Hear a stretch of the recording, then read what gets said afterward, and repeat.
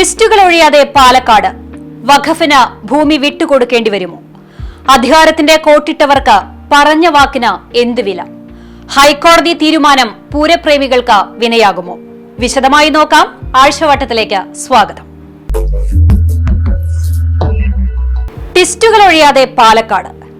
ബിജെപിയോട് തെറ്റി സന്ദീപ് വാര്യർ കോൺഗ്രസിലേക്ക് ചേക്കേറുമ്പോൾ അത് പാലക്കാട്ടെ തെരഞ്ഞെടുപ്പിനെ എങ്ങനെ ബാധിക്കും? ആരൊക്കെ വീഴും? ആരെല്ലാം കൈകോർക്കും? സ്ഥാനാർത്ഥി പ്രഖ്യാപനത്തിന് ശേഷം 3 പാർട്ടികളിലും ചേരിതിരിവുണ്ട്. പ്രതീക്ഷിച്ച സ്ഥാനാർത്ഥിത്വം ലഭിക്കാത്തപ്പോൾ അതുവരെ മുറുക്കിപ്പിടിച്ച ആദർശമെല്ലാം പലരും മറന്നു. അങ്ങനെ കൂടുവിട്ട് മറ്റു കൂട്ടിലേക്ക് ചേക്കേറാനും തുടങ്ങി. കോൺഗ്രസുമായി കഴിഞ്ഞ 2 ആഴ്ചയായി നടന്ന ചർച്ചകൾക്ക് ശേഷമാണ് സന്ദീപിന്റെ നിർണായക നീക്കം. പാലക്കാട് തെരഞ്ഞെടുപ്പ് അന്തിമഘട്ടത്തിലേക്ക് നീങ്ങവെയാണ് അപ്രതീക്ഷിത ട്വിസ്റ്റുണ്ടായത്. 2 ആഴ്ചയോളം നീണ്ടുനിന്ന ചർച്ചയ്ക്കൊടുവിൽ വെള്ളിയാഴ്ച രാത്രി AICCയും സന്ദീപിന്റെ കോൺഗ്രസ് പ്രവേശനത്തിന് അനുമതി നൽകിയതോടെയാണ് നിർണായക പ്രഖ്യാപനത്തിലേക്ക് എത്തിയത്. ഉപതെരഞ്ഞെടുപ്പിന്റെ നിർണായക ഘട്ടത്തിൽ നേതൃത്വത്തെ പരസ്യമായി വെല്ലുവിളിച്ച സന്ദീപ് വാര്യർ കടുത്ത പ്രതിസന്ധി BJPക്ക് ഉണ്ടാക്കിയാണ് പാർട്ടി വിടുന്നത്.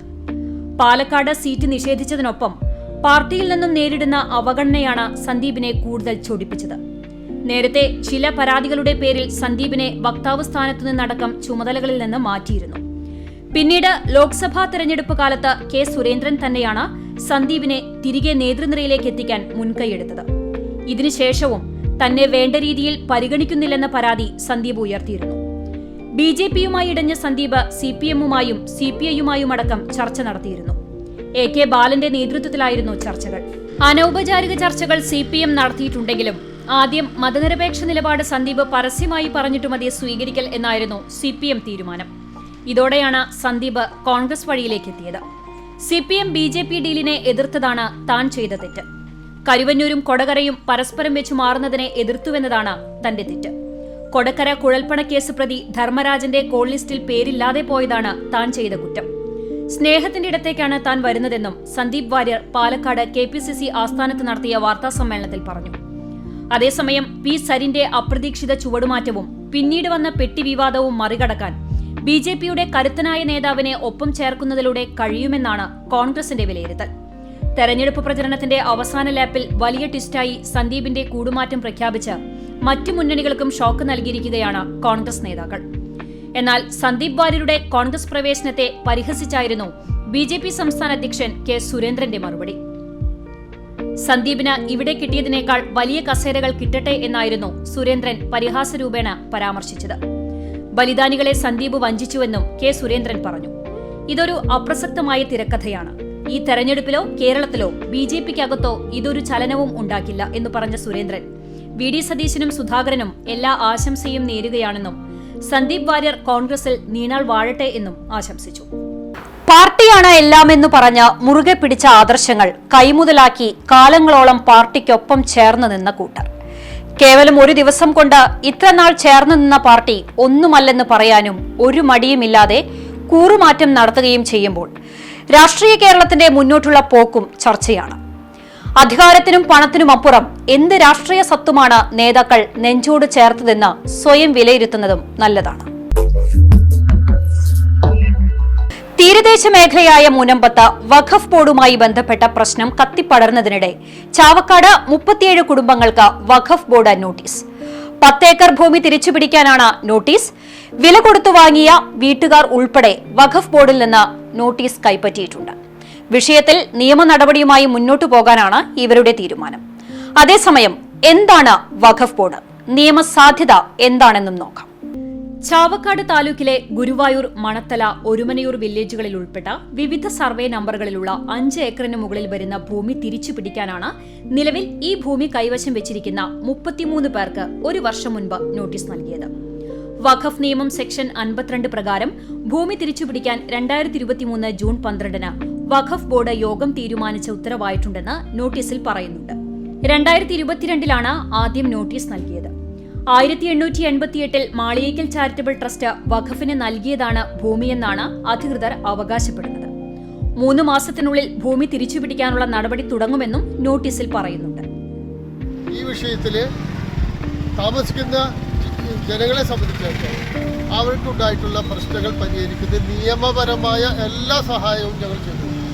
അവർക്ക് യാതൊരു ആശങ്കയും ഉണ്ടാകേണ്ട കാര്യമില്ല. ഒരു വർഗീയ ശക്തികളുടെ പിന്നിൽ പോകേണ്ട സാഹചര്യം അവർക്ക് ഉണ്ടാകില്ല. അത് ഞങ്ങൾ ഉറപ്പ് നൽകിയാണ്. ഈ വിഷയത്തിൽ 100% അവരുടെ ഒപ്പം നിന്ന് അവർക്ക് അവിടെ സംരക്ഷണം ഒരുക്കുന്ന കാര്യത്തിൽ, അവർക്ക് ആവശ്യമായ നിയമപരിരക്ഷ നൽകുന്ന കാര്യത്തിൽ, നിയമസഹായം ചെയ്യുന്ന കാര്യത്തിൽ ഞങ്ങൾ ഇവിടെ അടിയുറച്ച് അവരുടെ കൂടെ നിൽക്കും. ആ വിഷയത്തിൽ പരിഹാരം ഉണ്ടാക്കി അവർക്ക് സുരക്ഷിതമായ ഒരു സാഹചര്യം സൃഷ്ടിച്ചു കൊടുക്കുന്നത് ഞങ്ങൾ. കേന്ദ്ര സർക്കാരിന്റെ വഖഫ് നിയമ ഭേദഗതി വിവാദത്തിനൊപ്പം കത്തിപ്പടരുമ്പോൾ മുനമ്പത്തും വയനാട് മാനന്തവാടിയിലും ഇത്തരത്തിലുള്ള നോട്ടീസ് ലഭിച്ചിട്ടുണ്ട്. കേന്ദ്ര വഖഫ് ഭേദഗതി ബില്ലാണ് മുനമ്പം ഭൂമി പ്രശ്നവും പൊതുശ്രദ്ധയിൽ കൊണ്ടുവന്നത്. 1902 ഗുജറാത്തിൽ നിന്നെത്തിയ അബ്ദുൾ സത്താർ മൂസ സേഠിന് തിരുവിതാംകൂർ രാജാവ് കൃഷിക്കായി നൽകിയ 404 ഏക്കർ 75 സെന്റ് ഭൂമിയിൽ കടലെടുത്ത ശേഷം ബാക്കി വരുന്ന 104 ഏക്കർ ഭൂമിയാണ് മുനമ്പത്തെ വഖഫ് ഭൂമി പ്രശ്നത്തിന് ആധാരം. സത്താർ സേഠിന്റെ പിൻഗാമി ഈ സ്ഥലം കോഴിക്കോട് ഫാറൂഖ് കോളേജ് മാനേജ്മെന്റിന് ക്രയവിക്രയാധികാരമുള്ള വ്യവസ്ഥകളോടെ ദാനം നൽകി. ആധാരത്തിൽ വഖഫായി ദാനം ചെയ്യുന്നുവെന്ന 2 പരാമർശങ്ങളാണ് ഇത് വഖഫ് ഭൂമിയാണെന്ന് പ്രഖ്യാപിക്കാനുള്ള വഖഫ് ബോർഡിന്റെ ന്യായം. ഇനി എന്താണ് വഖഫ് ബോർഡ്? ഇസ്ലാമിക നിയമപ്രകാരം വിശ്വാസി ദൈവത്തിന് സമർപ്പിക്കുന്ന സ്വത്താണ് വഖഫ്. രേഖാമൂലമോ വാക്കാലോ വഖഫ് ചെയ്യപ്പെട്ട് കഴിഞ്ഞാൽ അത് എക്കാലത്തേക്കും വഖഫ് ഭൂമിയെന്നാണ് വ്യവസ്ഥ. വഖഫ് ബോർഡിന്റെ അനുമതിയില്ലാതെ കൈമാറ്റം ചെയ്യാനാവില്ല. തനിക്ക് സമ്പൂർണ്ണ അവകാശമുള്ളതോ ഇല്ലാത്തതോ ആയവ വഖഫ് ചെയ്യാൻ വഖഫ് ബോർഡിന് ആ സ്വത്ത് നോട്ടീസ് പോലും നൽകാതെ അവകാശപ്പെടാം. ചോദ്യം ചെയ്ത് കോടതികളെ സമീപിക്കാനാവില്ല. വഖഫ് ട്രിബ്യൂണലിന് മുന്നിൽ പരാതി നൽകാമെന്ന് മാത്രം. സ്വന്തം ഭൂമിയുടെ അവകാശം സ്ഥാപിക്കേണ്ടതിന്റെ ബാധ്യത ഉടമയ്ക്ക് മേൽ വരുന്ന വിചിത്ര വ്യവസ്ഥയാണ് വഖഫ് നിയമത്തിലെ ഈ കീറാമുട്ടി. ഇത് ഒഴിവാക്കുന്നതാണ് വഖഫ് ഭേദഗതി ബില്ല്. 1923 വഖഫ് സ്വത്തുക്കളുടെ സംരക്ഷണത്തിന് ആദ്യ വഖഫ് നിയമം ബ്രിട്ടീഷ് സർക്കാർ കൊണ്ടുവന്നത്. 1954 കേന്ദ്ര സർക്കാർ പുതിയ വഖഫ് നിയമം നടപ്പാക്കി.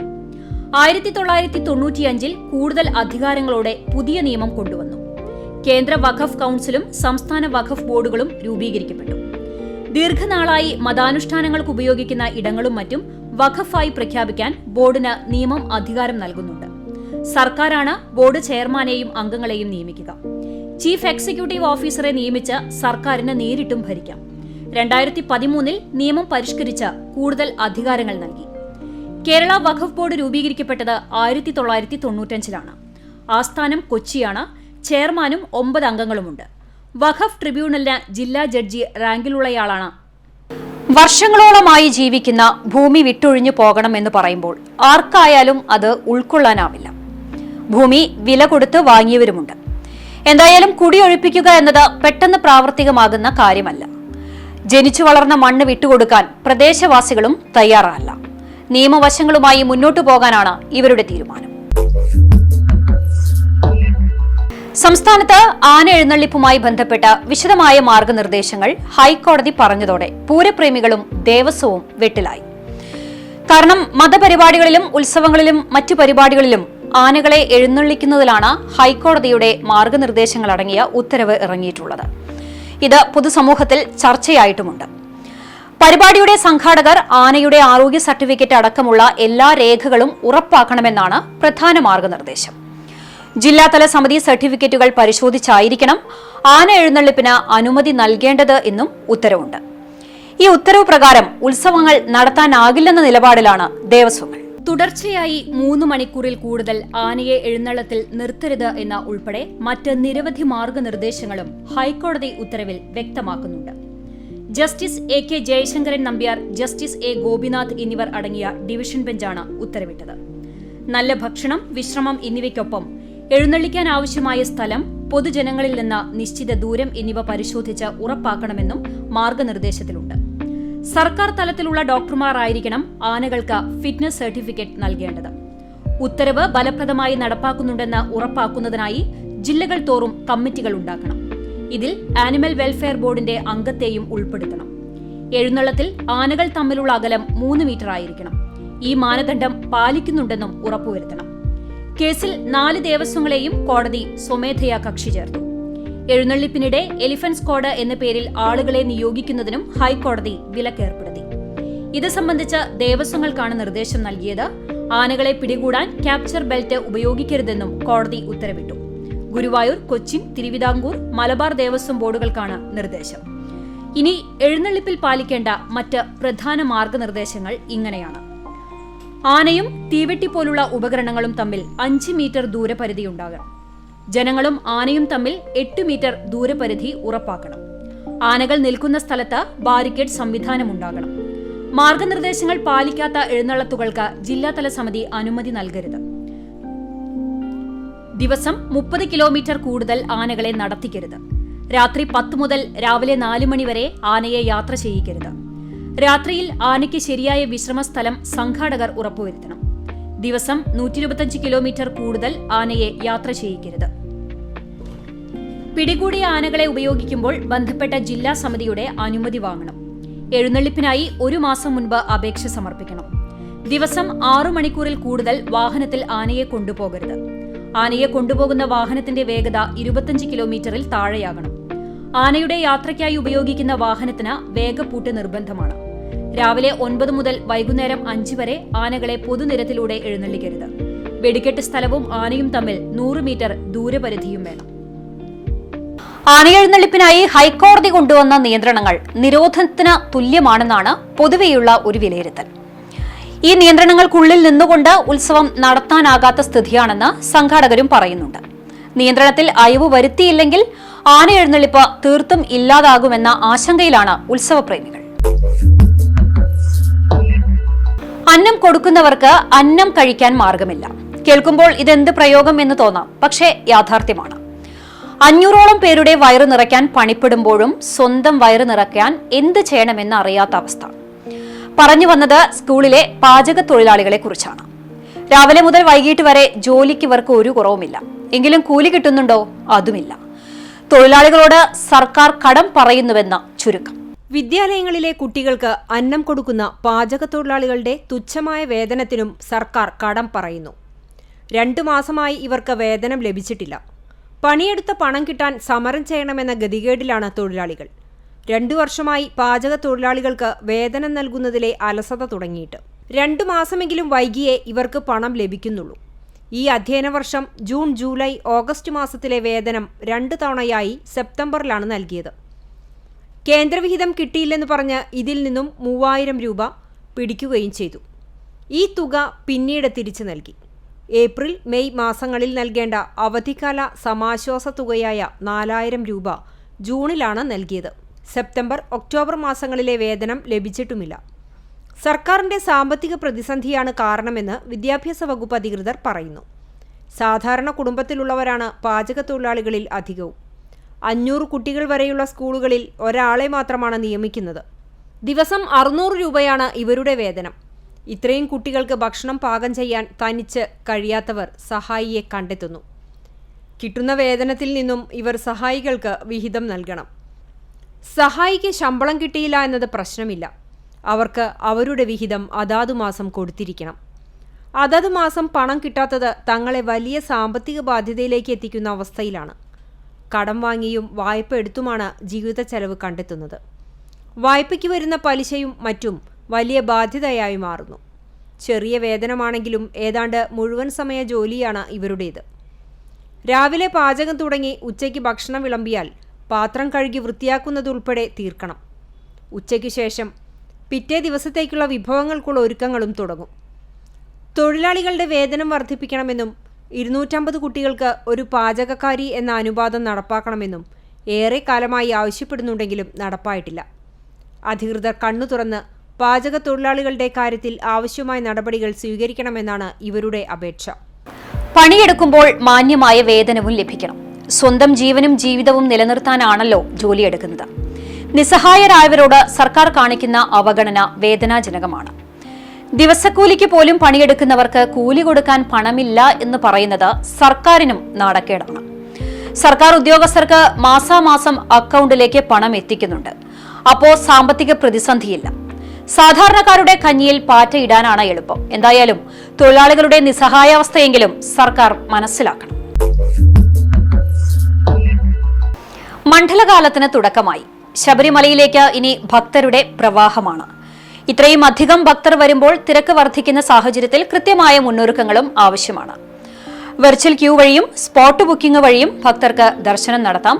അതേസമയം തന്നെ വെർച്വൽ വഴി ബുക്ക് ചെയ്തവർക്ക് എന്തെങ്കിലും കാരണവശാൽ എത്താൻ സാധിച്ചില്ലെങ്കിൽ അത് നിർബന്ധമായും ക്യാൻസൽ ചെയ്യണമെന്നും പറയുന്നുണ്ട്. കാരണം കൂടുതൽ പേർക്ക് ഇതോടുകൂടി ദർശനം സാധ്യമാകും എന്നുള്ള വിലയിരുത്തലാണ് ഇത്തരത്തിലൊരു കാര്യം പറയുന്നത്. മാത്രമല്ല, മണ്ഡലകാല മാസത്തോടനുബന്ധിച്ച് ഒരുപാട് നിയന്ത്രണങ്ങളും വ്യവസ്ഥകളും നടപ്പാക്കിയിട്ടുണ്ട്. വെർച്വൽ ബുക്കിംഗ് വഴി 70,000 പേർക്കും സ്പോട്ട് ബുക്കിംഗിലൂടെ 10,000 പേർക്കുമാണ് ഇക്കുറി പ്രതിദിനം ദർശനത്തിന് സൗകര്യം ഒരുക്കിയിരിക്കുന്നത്. തൽക്കാലം ഇതിൽ മാറ്റം വരുത്താൻ തീരുമാനിച്ചിട്ടില്ലെന്നാണ് Thiruvithamkoor Devaswom board president PS Prashanth പറയുന്നത്. വെർച്വൽ ക്യൂ വഴി ബുക്ക് ചെയ്യുമ്പോൾ മെസ്സേജ് ലഭിക്കും. എന്തെങ്കിലും കാരണവശാൽ വരാൻ കഴിയില്ലെങ്കിൽ ക്യാൻസൽ ചെയ്യണം. എങ്കിൽ മാത്രമാണ് മറ്റുള്ളവർക്ക് കൂടിയുള്ള അവസരം ലഭിക്കുകയുള്ളൂ. പലരും അങ്ങനെ ചെയ്യുന്നില്ലെന്നും കഴിഞ്ഞ വർഷങ്ങളിലെ കണക്ക് നോക്കുമ്പോൾ ബുക്ക് ചെയ്യുന്നതിൽ 7,000-ലധികം പേർ ശരാശരി വരാറില്ല. ഇത്തരക്കാർ മുൻകൂട്ടി ക്യാൻസൽ ചെയ്താൽ ബാക്കിയുള്ളവർക്ക് ബുക്ക് ചെയ്യാനായിട്ട് സാധിക്കും. ഭക്തർക്ക് അരവണ പ്രസാദം ആവശ്യത്തിന് നൽകാനുള്ള സൗകര്യം ഒരുക്കിയിട്ടുണ്ട്. 40 ലക്ഷത്തോളം അരവണ ടിന്നുകളുടെ കരുതൽ ശേഖരം ആദ്യം തന്നെ തയ്യാറാക്കിയിട്ടുണ്ട്. ഇത്തവണ തീർത്ഥാടന കാലത്ത് ആദ്യം മുതൽ തന്നെ 18 മണിക്കൂർ ദർശനത്തിനുള്ള സൗകര്യമാണ് ഒരുക്കിയിട്ടുള്ളത്. കഴിഞ്ഞ തവണ ഇത് 16 മണിക്കൂർ ആയിരുന്നു. പുലർച്ചെ 3 മണിക്ക് നട തുറന്നാൽ ഉച്ചയ്ക്ക് 1 മണിവരെ ദർശനം നടത്താം. പിന്നീട് 3 മുതൽ രാത്രി 11 മണിവരെയാണ് നട തുറക്കുക. ചില സമയങ്ങളിൽ ഇതിലും സമയം നീട്ടി നൽകാറുണ്ട്. വെർച്വൽ ക്യൂ ബുക്കിംഗിന് പുറമെ വണ്ടിപ്പെരിയാർ, എരുമേലി, പമ്പ എന്നിവിടങ്ങളിലാണ് സ്പോട്ട് ബുക്കിംഗിനുള്ള സൗകര്യം ഒരുക്കിയിട്ടുള്ളത്. പമ്പയിൽ 7 സ്പോട്ട് ബുക്കിംഗ് കൗണ്ടറുകൾ ഉണ്ടാകും. ഇതിനായി ആധാർ കാർഡിന്റെ കോപ്പി നിർബന്ധമാക്കിയിട്ടുണ്ട്. കഴിഞ്ഞ തവണ സംഘത്തിലുള്ള ഒരാളുടെ മാത്രം വിവരങ്ങൾ രേഖപ്പെടുത്തിയാണ് പാസ് നൽകിയിരുന്നത്. ഇക്കുറി ഓരോ ആളും ആധാർ കാർഡ് അല്ലെങ്കിൽ പാസ്പോർട്ട്, വോട്ടർ കാർഡ് എന്നിവയുടെ കോപ്പി നൽകണം. മറ്റൊന്ന് മൊബൈൽ നിരോധനമാണ്. 18ാം പടിക്ക് മുകളിൽ ഇക്കുറി കർശനമായ മൊബൈൽ ഫോൺ നിരോധനം ഏർപ്പെടുത്താനാണ് തീരുമാനം. പലരും പോക്കറ്റിൽ mobile phone video camera on ചെയ്തു വെച്ച ശ്രീകോവിലും ഭഗവാനെ പൂജിക്കുന്നതും ചിത്രീകരിക്കുന്നുണ്ട്. ഇത് പാടില്ലെന്നാണ് തന്ത്രി ഉൾപ്പെടെയുള്ളവർ അറിയിച്ചിട്ടുള്ളത്. 18ാം പടി കയറുമ്പോൾ നിർബന്ധമായും ഫോൺ സ്വിച്ച് ഓഫ് ചെയ്യണം. ശക്തമായ നിരീക്ഷണവും ഉണ്ടാകും. മാളികപ്പുറത്ത് ദർശനം കഴിഞ്ഞ് ഇറങ്ങിയ ശേഷം മാത്രമാണ് ഫോൺ ഉപയോഗിക്കാൻ പാടുള്ളൂ. മുൻപും നിരോധനമുണ്ടായിരുന്നെങ്കിലും ഇക്കുറി അത് കർശനമായി നടപ്പാക്കാനാണ് തീരുമാനം. ഭക്തജനങ്ങളെ നിയന്ത്രിക്കുന്ന കാര്യത്തിലും പുതിയ തീരുമാനങ്ങളുണ്ട്. 18ാം പടി വഴി മണിക്കൂറിൽ കൂടുതൽ ആളുകളെ കയറ്റി തിരക്ക് നിയന്ത്രിക്കാനുള്ള നടപടികളാണ് പോലീസ് സ്വീകരിച്ചിരിക്കുന്നത്. 18ാം പടിയിലെ പോലീസുകാരുടെ ഡ്യൂട്ടി സമയം 20 മിനിറ്റിൽ നിന്ന് 15 മിനിറ്റാക്കി കുറച്ചിട്ടുണ്ട്. സന്നിധാനത്ത് ഉൾപ്പെടെ പരമാവധി പരിചയസമ്പന്നരായ പോലീസുകാരെ മാത്രമേ നിയോഗിക്കാവൂ എന്നുള്ള ഉത്തരവുമുണ്ട്. മറ്റൊന്ന് വാഹന പാർക്കിംഗിന്റെ കാര്യത്തിലാണ്. കഴിഞ്ഞ തവണ 17 പാർക്കിംഗ് ഗ്രൗണ്ടുകളിലായി 7,000 മുതൽ 8,000 വാഹനങ്ങൾ മാത്രമാണ് നിലയ്ക്കലിൽ പാർക്ക് ചെയ്യാൻ കഴിഞ്ഞിരുന്നത്. ഇത്തവണ 3 പാർക്കിംഗ് ഗ്രൗണ്ടുകൾ അധികമായി സജ്ജീകരിച്ച് 2,000 വാഹനങ്ങൾ കൂടി പാർക്ക് ചെയ്യാനുള്ള സംവിധാനം ഉണ്ടാക്കിയിട്ടുണ്ട്. ഇതിനൊപ്പം പാർക്കിംഗ് ഗ്രൗണ്ടുകളിൽ വാഹനങ്ങൾ ക്രമീകരിക്കുന്നതിനായി 100-ലേറെ വിമുക്ത ഭടന്മാരെ നിയോഗിച്ചിട്ടുണ്ട്. ഇതിനു പുറമെ ദേവസ്വം ബോർഡിന്റെ അഭ്യർത്ഥന പ്രകാരം മണ്ഡല മകരവിളക്ക് കാലത്ത് ചെറുവാഹനങ്ങൾ പമ്പയിലേക്ക് വിടാൻ ഹൈക്കോടതി അനുമതിയും നൽകിയിട്ടുണ്ട്. മറ്റൊന്ന് സൗജന്യ ഇൻഷുറൻസ് ആണ്. 1 രൂപ പോലും ഭക്തരിൽ നിന്ന് ഈടാക്കാതെ മുഴുവൻ പ്രീമിയവും ദേവസ്വം ബോർഡ് അടച്ച ഇൻഷുറൻസ് പരിരക്ഷ ഏർപ്പെടുത്തിയിട്ടുണ്ട്. കോട്ടയം, ഇടുക്കി, പത്തനംതിട്ട, ആലപ്പുഴ ജില്ലകളിൽ തീർത്ഥാടനവുമായി ബന്ധപ്പെട്ട് അപകടമരണം ഉണ്ടായാൽ 5 ലക്ഷം വരെ ഇൻഷുറൻസ് പരിരക്ഷ ലഭിക്കും. മൃതദേഹം വീട്ടിലെത്തിക്കാനുള്ള ചിലവ് കേരളത്തിനുള്ളിൽ 30,000 രൂപയും സംസ്ഥാനത്തിന് പുറത്താണെങ്കിൽ 1 ലക്ഷം രൂപ വരെയും ദേവസ്വം ബോർഡ് വഹിക്കും. അപ്പോ ഇങ്ങനെയെല്ലാമാണ് കാര്യങ്ങൾ. ദർശനത്തിന് എത്തുന്നവർ ശ്രദ്ധിക്കേണ്ട കാര്യങ്ങളെക്കുറിച്ച് ദേവസ്വം വിശദമായ മുന്നറിയിപ്പ് നൽകിയിട്ടുണ്ട്. വാഹന പാർക്കിങ്ങിനെ കുറിച്ചും നിർദ്ദേശമുണ്ട്. തിരക്ക് കൂടുന്ന സാഹചര്യത്തിൽ സുരക്ഷാ മുൻകരുതിയുള്ളതാണ് ഇത്തരത്തിലുള്ള നിർദ്ദേശങ്ങളെന്നാണ് ദേവസ്വം പറയുന്നത്. നിരത്തിലിറങ്ങിയാൽ അപകടങ്ങൾക്ക് ഒരു കുറവുമില്ല. റോഡിന്റെ ശോചനീയാവസ്ഥയും അശ്രദ്ധയുമെല്ലാം റോഡ് അപകടങ്ങളുടെ വ്യാപ്തി കൂട്ടുമ്പോൾ ഗതാഗത പരിഷ്കാരം കൂടി അപകടത്തിനിടയാക്കുകയാണ്. സുഗമമായ ഗതാഗതത്തിന് വേണ്ടിയാണ് ഈ പരിഷ്കാരങ്ങൾ നടപ്പാക്കുന്നതെങ്കിലും വെളുക്കാൻ തേച്ചത് പാണ്ടായി എന്ന് പറയുന്നത് പോലെയാണ് കാര്യങ്ങൾ. ചാവക്കാട് ഗതാഗത പരിഷ്കാരത്തിലെ പാളിച്ച അപകടക്കെണിയായി മാറി. ചാവക്കാട് നഗരത്തിൽ അപകടങ്ങൾ തുടർക്കഥയാകുമ്പോൾ പരിഹാര മാർഗങ്ങളിലേക്ക് നടപടികൾ സ്വീകരിക്കാതെ അധികൃതർ. അമിത വേഗവും ഗതാഗത പരിഷ്കാരവും നിയമങ്ങൾ അവഗണിക്കുന്നതുമാണ് അപകടങ്ങൾ വർദ്ധിക്കാൻ കാരണമാകുന്നത്. അപകടങ്ങൾ തുടർക്കഥയാകുമ്പോഴും അധികൃതർ അനങ്ങാപ്പാറ നയം സ്വീകരിക്കുകയാണെന്നാണ് നാട്ടുകാരുടെ ആക്ഷേപം. കഴിഞ്ഞ 3 മാസത്തിനിടയിൽ അപകടങ്ങളിൽ ഒരാൾക്ക് ജീവൻ നഷ്ടപ്പെടുകയും നിരവധി പേർക്ക് ഗുരുതര പരിക്കേൽക്കുകയും ചെയ്തിട്ടും അധികാരികൾ കാര്യമായി വിഷയത്തിൽ ഇടപെടുന്നില്ല. ഇരുചക്ര വാഹനങ്ങളാണ് കൂടുതലായും അപകടത്തിൽപ്പെടുന്നത്. അധികൃതർ സത്വര നടപടികൾ സ്വീകരിക്കണമെന്ന് പൊതുപ്രവർത്തകനായ ഫിറോസ് പി തൈപ്പറമ്പിൽ ആവശ്യപ്പെട്ടു. പിന്നെ പരിഷ്കാരങ്ങളും നിയന്ത്രണങ്ങളും ഒക്കെ നല്ലത് തന്നെയാണ്. പക്ഷെ അതൊക്കെ ജനങ്ങളുടെ ജീവന് സംരക്ഷണം നൽകിക്കൊണ്ടാവണം എന്ന് മാത്രം. ഇത് ജനങ്ങളുടെ ജീവന് സംരക്ഷണം നൽകാതെയുള്ള പരിഷ്കാരം, അതിനെ പരിഷ്കാരം എന്ന് പറയാൻ പറ്റില്ല. അതിനെ വേറെന്തെങ്കിലും പേരിട്ട് വിളിക്കേണ്ടതായിട്ടുണ്ട്. അതുകൊണ്ട് തന്നെ ബന്ധപ്പെട്ടവർ ഈ ഒരു വിഷയത്തിൽ, ഈ അപകട പരമ്പരയ്ക്ക് കാരണമാകുന്ന ഈ ഒരു സംവിധാനത്തിൽ ശാശ്വതമായ ഒരു പരിഹാരം കാണണമെന്ന് ബന്ധപ്പെട്ടവരോട് ഒരു പൊതുപ്രവർത്തകൻ എന്ന നിലയിൽ ഞാൻ അഭ്യർത്ഥിക്കുകയാണ്. ചാവക്കാട് ചേറ്റുവ റോഡിൽ നിന്നും പൊന്നാനി ഭാഗത്തേക്ക് തിരിയുന്ന ഭാഗത്താണ് അപകടം കൂടുതലായി സംഭവിക്കുന്നത്. നഗരത്തിൽ ഗതാഗത പരിഷ്കാരം നടപ്പാക്കിയിട്ടുണ്ടെങ്കിലും ഇതുമൂലം അപകടങ്ങൾ കുറയ്ക്കുവാൻ കഴിഞ്ഞിട്ടില്ല. വർഷങ്ങൾക്ക് മുമ്പ് ട്രാഫിക് സിഗ്നൽ ലൈറ്റുകൾ സ്ഥാപിച്ചെങ്കിലും പിന്നീടിത് ഉപയോഗപ്രദമല്ലാതായി മാറി. നേരത്തെ ഗതാഗത നിയന്ത്രണത്തിനായി ഹോംഗാർഡിനെ ഒരുക്കിയെങ്കിലും കഴിഞ്ഞ കുറച്ചു നാളുകളായി ഈ സംവിധാനവും പ്രവർത്തനരഹിതമാണ്. മനുഷ്യജീവന് വില കൽപ്പിച്ച് ഇനിയൊരു ജീവൻ നിരത്തിൽ പൊലിയാതിരിക്കാൻ അധികൃതർ ഇടപെടൽ നടത്തണമെന്നാണ് നാട്ടുകാരുടെ ആവശ്യം. പല കാരണങ്ങൾ കൊണ്ട് അപകടങ്ങൾ സംഭവിക്കാറുണ്ട്. അത് കണ്ടെത്തി കൃത്യമായ പരിഹാരം ഉണ്ടാക്കുക എന്നത് ഉത്തരവാദിത്വം കൂടിയാണ്. അശാസ്ത്രീയമായ റോഡ് നിർമ്മാണവും ഗതാഗത പരിഷ്കാരത്തിലെ പാളിച്ചകൾ കൊണ്ടും സംഭവിക്കുന്ന അപകടങ്ങൾ ഒഴിവാക്കാൻ അധികൃതർ തന്നെയാണ് മുന്നിട്ടിറങ്ങേണ്ടത്. അപകടവും മരണവും നിരന്തരം സംഭവിച്ചിട്ടും അനങ്ങാപ്പാറ നയം സ്വീകരിക്കുന്നതാവരുത് ഉദ്യോഗസ്ഥർ. പറഞ്ഞ വാക്ക് പാലിക്കുക എന്നത് ചെയ്യുന്ന ജോലിയോടുള്ള ആത്മസമർപ്പണമാണ്. അധികാരത്തിന്റെ കുപ്പായമിട്ടിട്ട് അതിന് കഴിയില്ലെങ്കിൽ പിന്നെ വാഗ്ദാനങ്ങൾ നടത്തരുത്. വെറും വാഗ്ദാനം എന്ന് പറഞ്ഞ് ഒതുക്കാവുന്ന കാര്യമല്ല താനും. കുഞ്ഞുങ്ങളുടെ ജീവൻ വെച്ചുള്ള കളിയാണ്. തീരുമാനം ഉണ്ടാകുമെന്ന് ഉറപ്പുകൊടുത്ത് യാതൊരു നടപടിയും എടുക്കാതെ കണ്ണുകെട്ടി കളിയാവരുത് തീരുമാനങ്ങൾ. സ്കൂൾ മതിലിനോട് ചേർന്ന് ഇരുചക്ര വാഹനങ്ങൾ പാർക്ക് ചെയ്യുന്നതും അനധികൃത കച്ചവടങ്ങൾ നടക്കുന്നതും മൂലം വിദ്യാർത്ഥികൾ റോഡിലൂടെ നടന്നു പോകേണ്ട സാഹചര്യത്തെക്കുറിച്ച് CCTV വാർത്ത നൽകിയിരുന്നു. ഇതിനോടുള്ള പ്രതികരണമായാണ് അനധികൃത പാർക്കിങ്ങും കച്ചവടങ്ങളും അവസാനിപ്പിക്കുന്നതിന് പൊതുമരാമത്ത് വകുപ്പിന്റെയും പോലീസിന്റെയും സഹകരണത്തോടെ നടപടി സ്വീകരിക്കുമെന്ന് പഞ്ചായത്ത് അധികാരികൾ വ്യക്തമാക്കിയിരുന്നത്. എന്നാൽ 2 ആഴ്ച പിന്നിടുമ്പോഴും യാതൊരു നടപടിയും അധികൃതരുടെ ഭാഗത്തുനിന്നും ഉണ്ടായിട്ടില്ല. വിദ്യാലയത്തിലേക്കും തിരിച്ചു വീട്ടിലേക്കും ജീവൻ പണയം വെച്ചാണ് വിദ്യാർത്ഥികൾ യാത്ര ചെയ്യുന്നത്.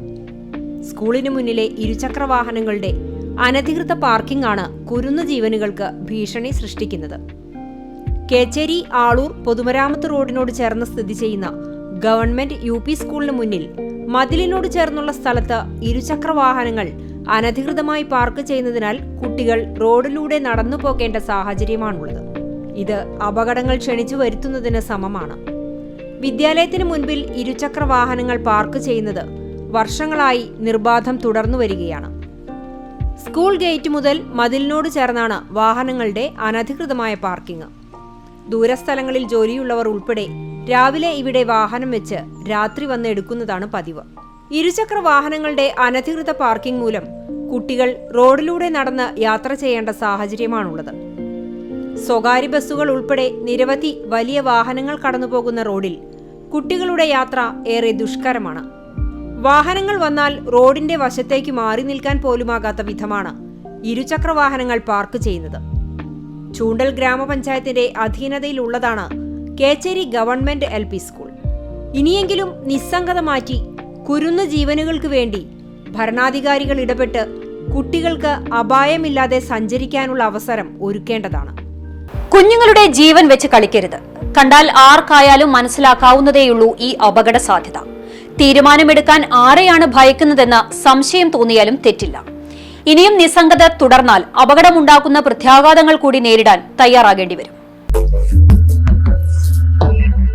ആശങ്കകൾ ഒഴിയാതെ സംഭവബഹുലമായ ഈ ആഴ്ച കടന്നു പോകുമ്പോൾ കാത്തിരിക്കാം വരും ദിവസങ്ങളിലെ വാർത്തകളിലെ സത്യവും മിഥ്യയും അറിയാൻ, വിശദമായ വിശകലനങ്ങൾ അറിയാൻ. ആഴ്ചവട്ടം ഇവിടെ പൂർണ്ണമാകുന്നു. നമസ്കാരം.